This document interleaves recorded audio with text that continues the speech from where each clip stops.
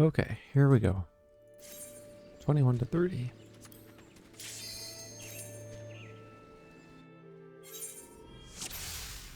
So we do not have any altars.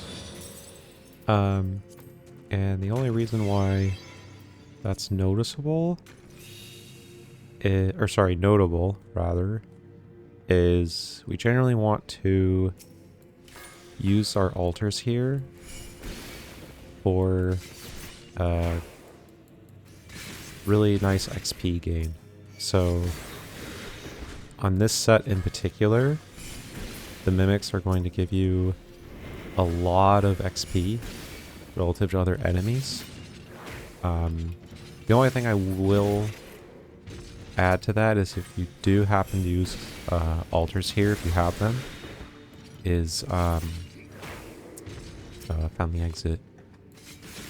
They're going to be about level 40, I think, somewhere around there, and they will hit very hard, even if you're on a tank. So what I recommend is do not use any altar until, I would say level 40 is probably the safe way to do it. You can decide not to at all, but if you would like to get an experience bonus, kind of boost your level faster, then I would recommend using your altars. It'd be nice if I could get one so I could show how to take care of the mimics easier. But unfortunately I don't have any control if I get an altar or not, so we'll do it if we can. But if we can't, it's no big deal. It just helps out the leveling process. Just go a tiny bit faster.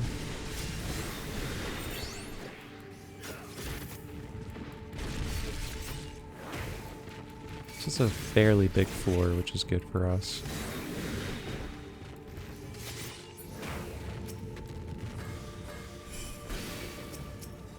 Okay, lust is good. Lust is part of the ingredients for how to get rid of mimics quickly. Typically, what I like to do is once I'm in that kind of 40 to 41 range, is gather the mimics together and then use a witching, and then use a lust to take them down quickly. It looks like we just got Death Blossom, so we have AoE now, but Death Blossom is not incredibly strong. It's only 100 potency. I don't know what the potency of Lust is, especially once you get to 5 stacks, how much damage that's going to do relative, but it's a lot of damage. Lust is very strong on these early floors. I used it in Affluence because I was sitting at 3, so might as well. We got Haste, that's good.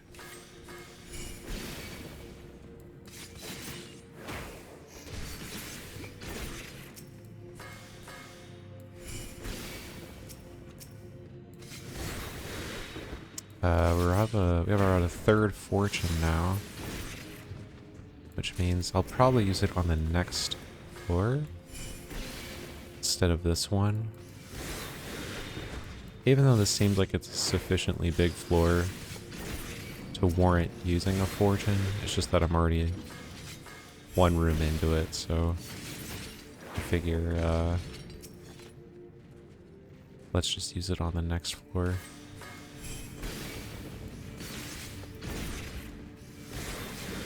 These Dullahans are sound.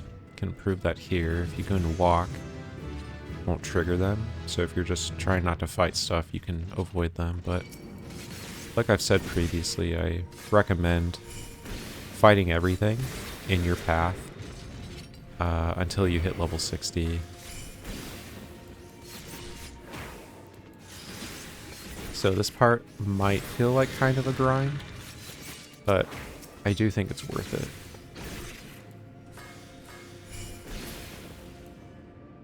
Three seconds until... Aw, man. I was hoping I'd get the be able to get the hide reset. There we go.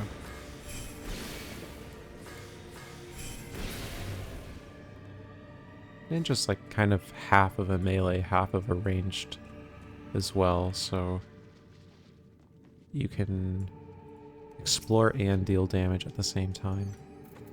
It's like we're at 3 affluence again, so we'll just use that.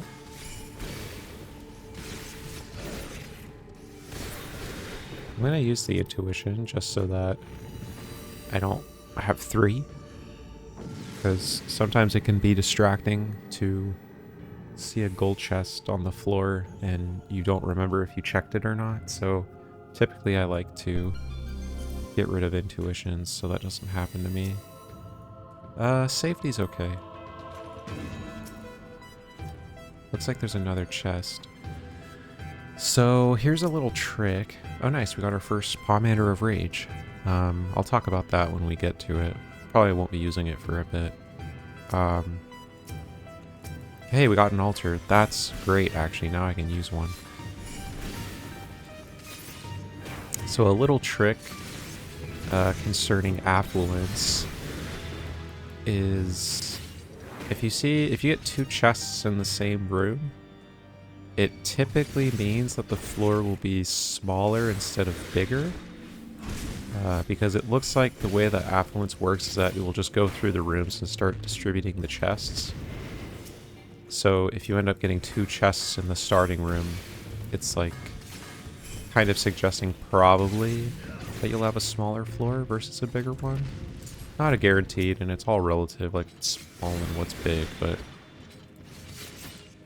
every once in a while it might influence your decision of like, you know, oh, should I sight or not, or stuff like that. Not a huge deal, just a minor fact there.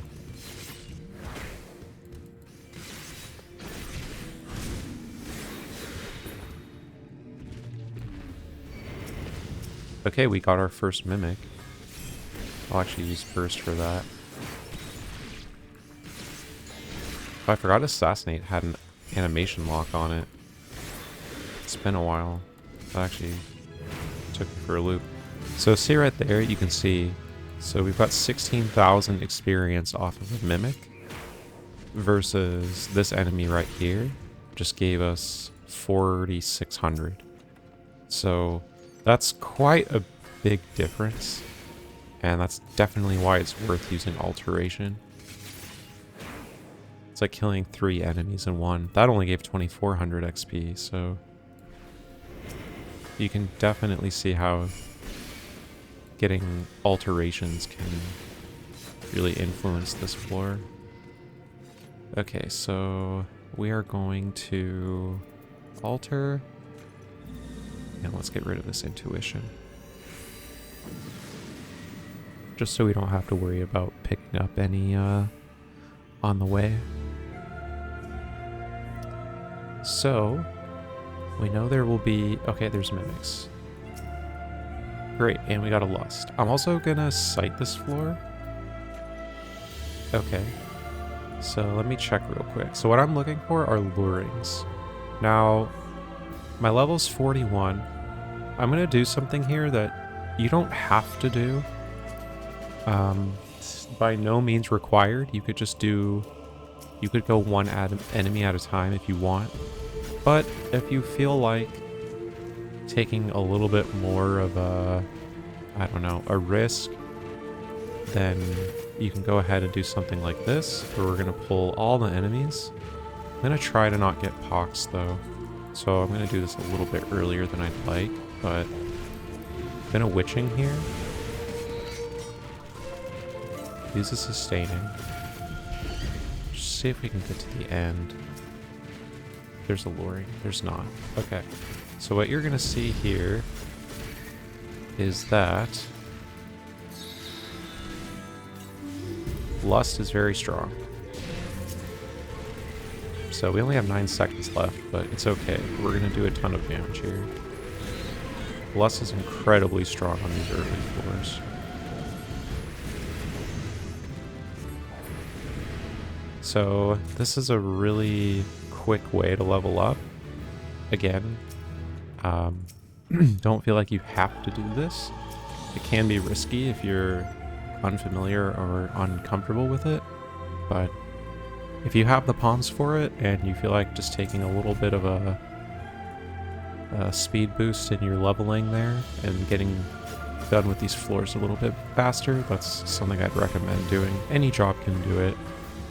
It's going to be easier on a tank, but Ninja can do it just fine as well. And I used the fortune there just because, you know, we're taking care of a lot of enemies, so give ourselves a chance to get some more chests. Cool. Now we're level 44.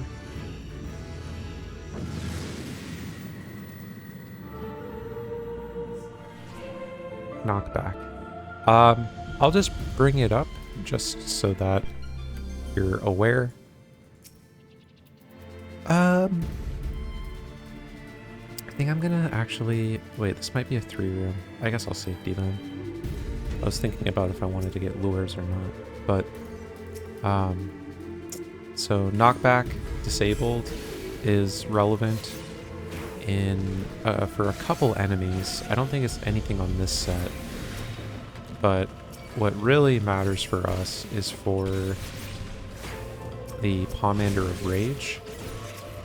You cannot kill an enemy with the one-shot mechanic of using Rage if it's knockback disabled. So I would recommend anytime you're ever thinking about using a Rage just to double check your enchantments, just to make sure that, you know, you don't waste one. And if you do, it's not a big deal. Everyone's done it, but oh, this is bigger than I thought it was going to be.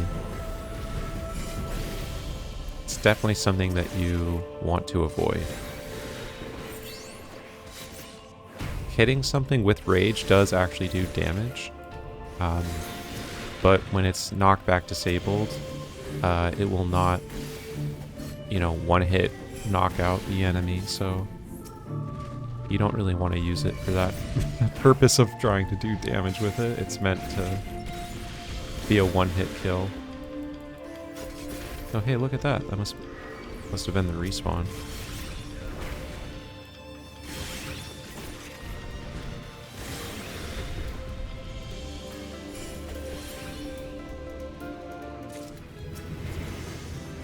There we go. Increase attack speed. Oh, we have our final Litra here. Which means I should be able to do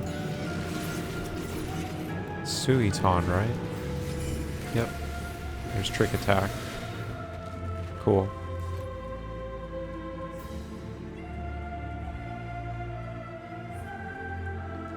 Okay, I think what I'm going to start doing now is going for some AoE pulls. We have some good levels on this floor, so we're a little bit tankier. And I probably should have just started already.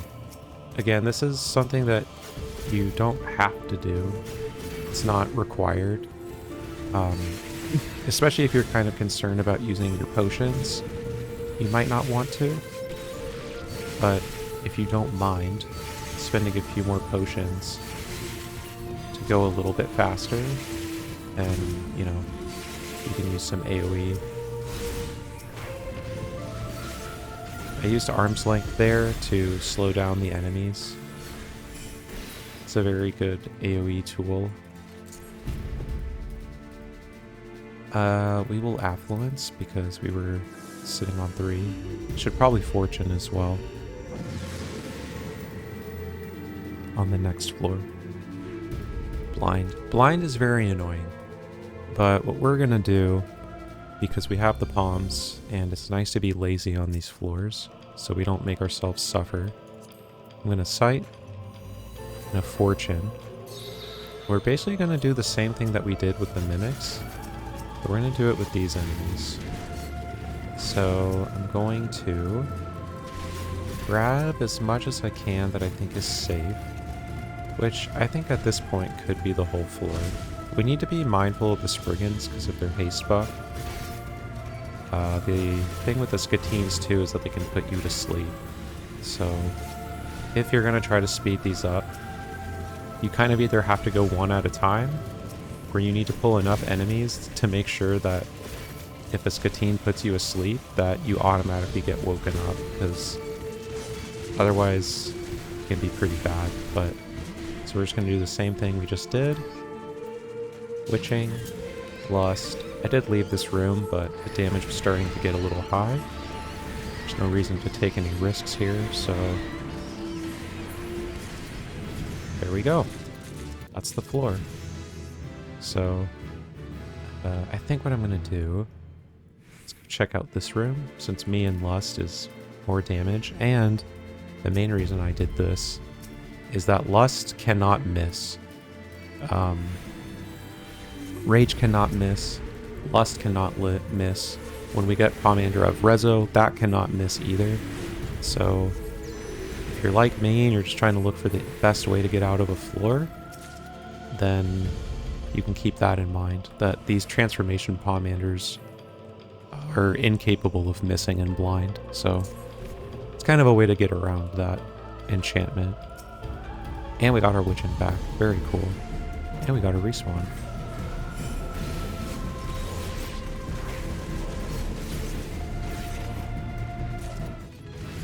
Level 48. Very nice.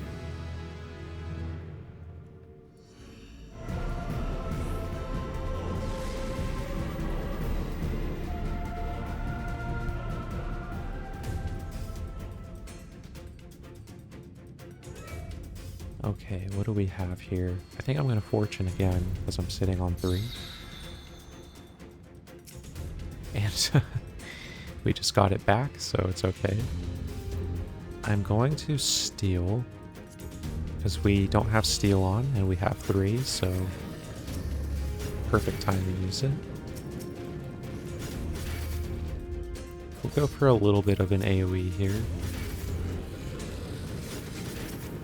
Purity. We're just going to leave that.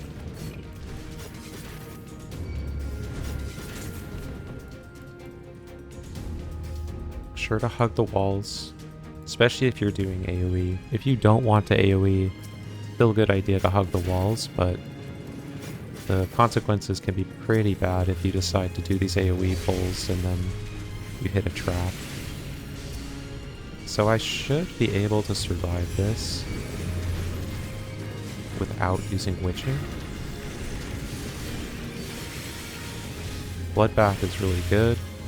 We'll use Arm's Length to mitigate the Spriggan's haste.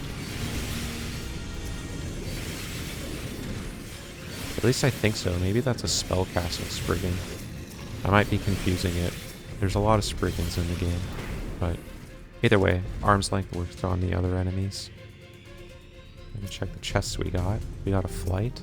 We got a Sight. So in the early floors, I will recommend to not use Sight. Or sorry. I will recommend to not use Flight. Sight is very good. Sight is very good. But early on, I recommend to not use Flight because we want to hit level 60, and Flight will reduce how many enemies that we can get on a floor. So it's something I don't really recommend using early on. Later, once we're level 60, sure. Oh, nice, I got another Mimic. Probably should have used Suiton. Oh, never mind. Raiton's so strong it doesn't matter. So I really recommend to avoid using Flight until you are level 60. Then use it as much as you want, but it's definitely worth getting these levels. It's just going to make the bosses more manageable. And the floors as well. Well, we got, I think, all 3 of our Serenities on this floor. It's very nice.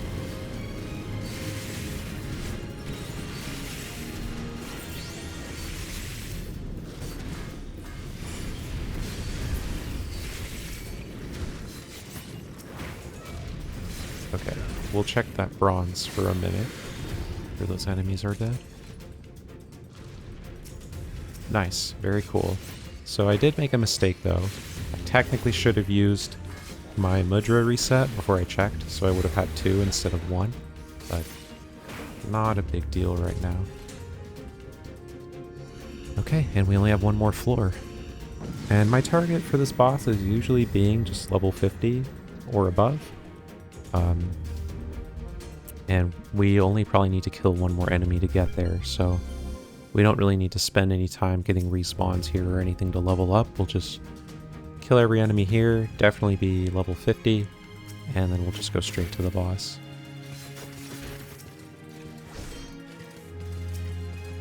Okay, our second Pomander of Rage, very good. It'd be good to use those when we get the chance to. Can I stun a Skatine? I can, but I got hit by sleep. So this is what I'm talking about here. So if you're doing those AoE pulls, this wasn't enough enemies because what ended up happening was, even though there was, 3 other enemies that could be fighting me, they all somehow got stuck and were not attacking me to wake me up, so I was getting hit by attacks. So if you're gonna AoE on this set, just be aware with the Skatines that it could end up getting you killed, so don't do it unless you're very comfortable. We'll just get this last enemy and then we'll go. But AoE is not an on-off switch, it's however many you want to pull to go faster. If that's the whole floor, that's cool. If it's only 3 enemies, that's fine. It's just whatever you want to do. Or you could just single pull the whole way. There's definitely nothing wrong with that. This boss is not really a huge deal right here. Later on, the next one is a little worse, does a bit more damage, and his run to the center speed is a lot faster. And we'll see what I'm talking about. So it's the same pattern every single time. The boss will do 1 fire puddle and then 1 ice puddle, and then repeat. So 1 fire, here comes the ice, and then after that, the boss is going to go to the center. Sphere itself, which you just want to stand directly in the boss's hitbox. Very good. If you get hit by that, it fears or terrors you, whichever one it is. And it is survivable, but it's not something that you want to put yourself in. So recommend respecting the mechanic.